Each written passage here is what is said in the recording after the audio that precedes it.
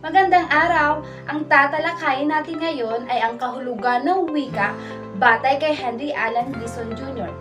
Bago tayo dumako sa ating talakayan, kilalanin muna natin si Henry Allan Gleason Jr.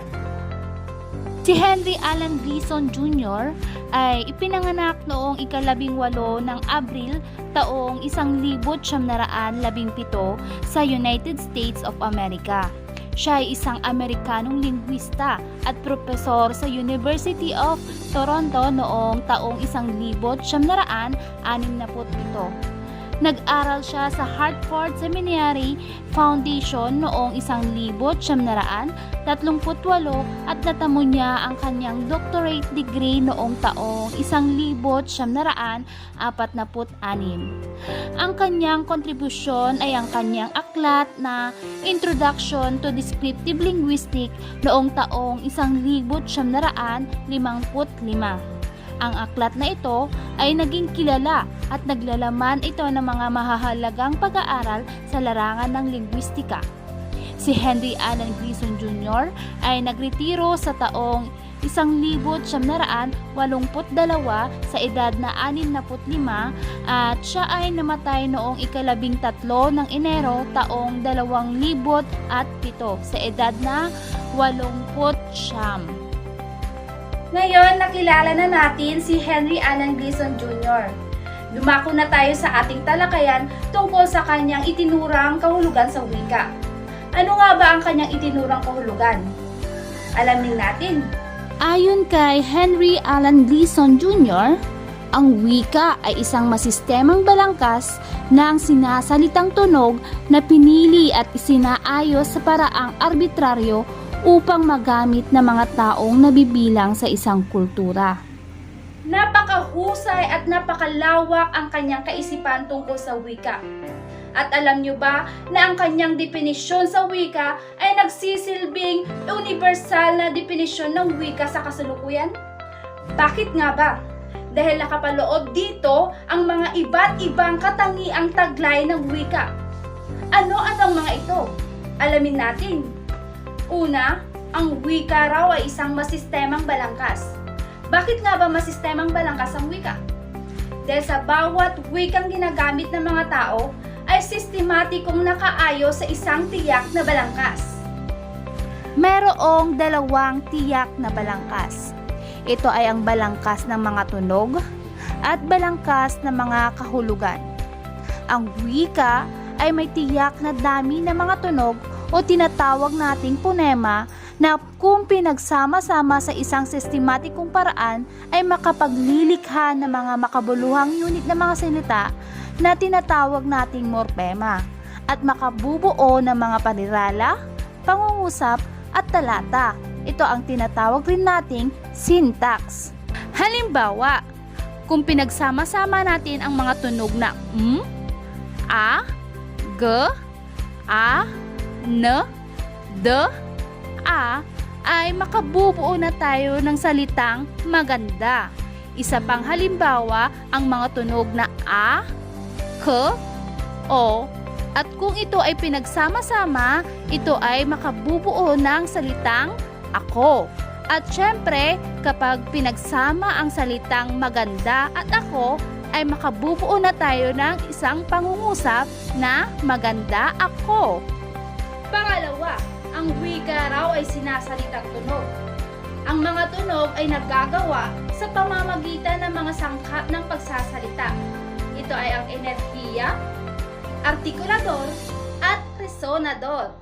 Ang enerhiya ay ang nalilikhang presyon o pressure ng papalabas na hiningang galing sa baga na siyang nagpapakatal sa mga babagtingang pantinig na siyang gumaganap na artikulador.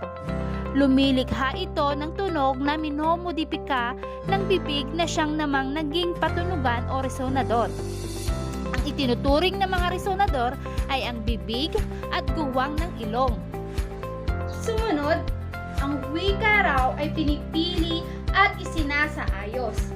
Dahil sa pakikipagtalastasan, mahalagang piliin ng mabuti at isaayos ang mga salitang gagamitin upang makapagbigay ng malinaw na mensahe sa kausap para sa mas epektibong komunikasyon. Ang wika rin daw ay arbitraryo dahil ang bawat wika ay may kanya-kanyang set ng palatunugan, leksikal, gramatikal, at istruktura na ikinaiiba sa ibang wika. Ang nabuong mga salita at kahulugan ay pinagkasunduan ng mga taong kabangkat sa isang kultura. Halimbawa, ang salitang bahay, nakakatumba sa Ilocano na balay, sa Chavacano naman ay casa, at sa Tausog ay bay.